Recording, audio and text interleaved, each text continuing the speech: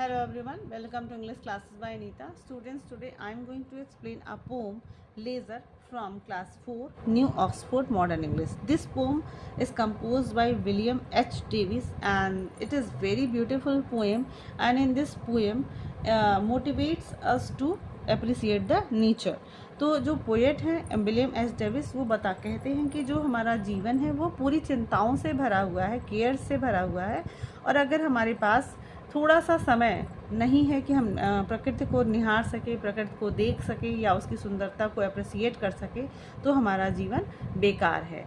तो चलिए इस पोएम को हम पढ़ते हैं। तो we will read this poem line wise and explain in Hindi. We will understand this. So let's start.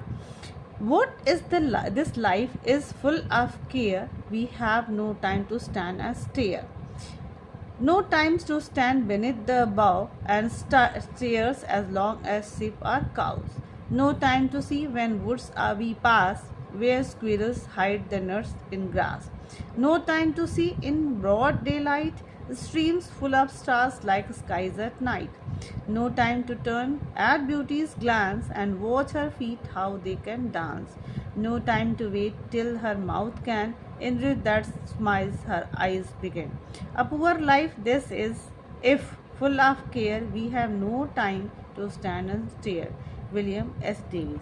तो सबसे पहले हम एक बार राइमिंग डिस्कस कर लेते हैं और राइमिंग स्कीम डिस्कस कर लेते हैं.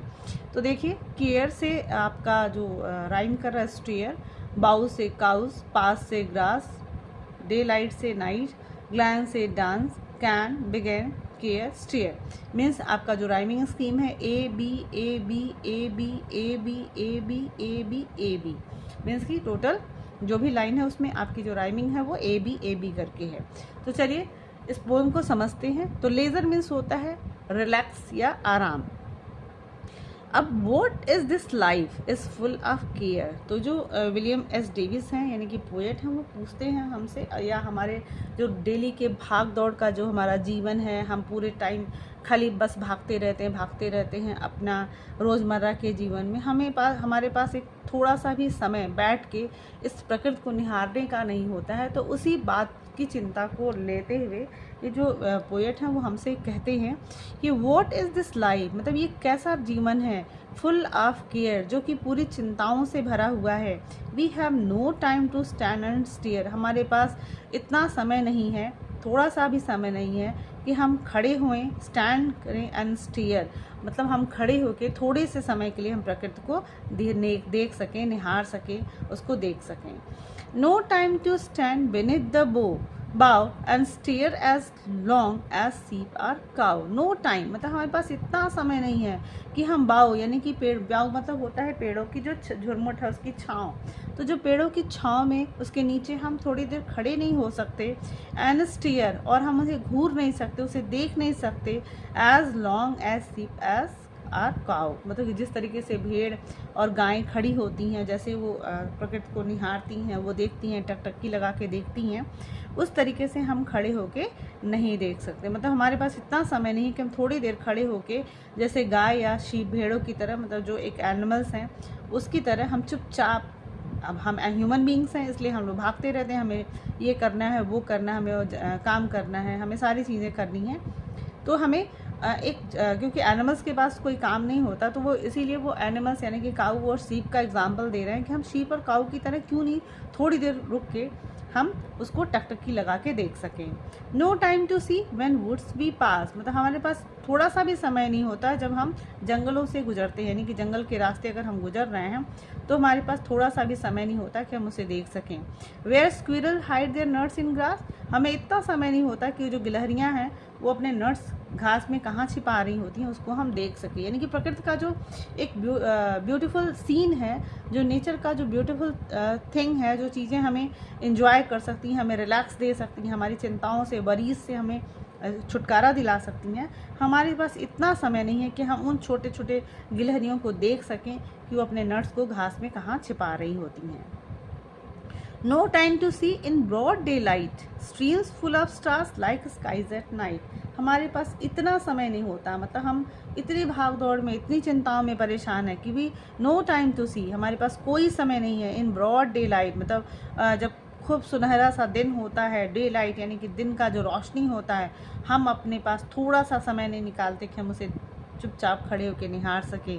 Streams full of stars like skies at night, मतलब रात का जो आसमान होता है वो तारों से भरा होता है, ऐसे लगता है जैसे कि कोई धारा बह रही है, जैसे पानी की धारा बहती है उस तरीके से वो आसमान में जो तारे हैं इतने सुंदर प्रतीत होते हैं, लेकिन हमारे पास इतना समय नहीं होता कि हमें उसे रुक के खड़े होके थोड़ा सा आराम करके उसे निहार सकें। No time to turn at beauty's glam, और हमारे पास इतना समय नहीं है कि हम इतनी सुंदर चीज़ों को, प्रकृति की सुंदरता को ग्लैंस कर सकें, थोड़ी सी एक झलक ले सकें। एंड वॉच हर फीट, और उसके पैरों को देख सकें, यानी कि यहाँ पे पर्सोनिफाई किया गया है नेचर को, कि प्रकृति को के पैरों को हम देख नहीं पाते। हाउ दे कैन डांस, मतलब किस तरीके से वो नृत्य करते हैं, मतलब हमारे आसपास जो प्रकृति है वो हमेशा नृत्य करती है, हमारे डांस करती है, बहुत ही सुंदर सुंदर चीज़ें होती हैं, लेकिन हमारे पास थोड़ा सा भी समय नहीं होता कि हम वहाँ टर्न करें, रुकें और हम उसको एक झलक देख सकें।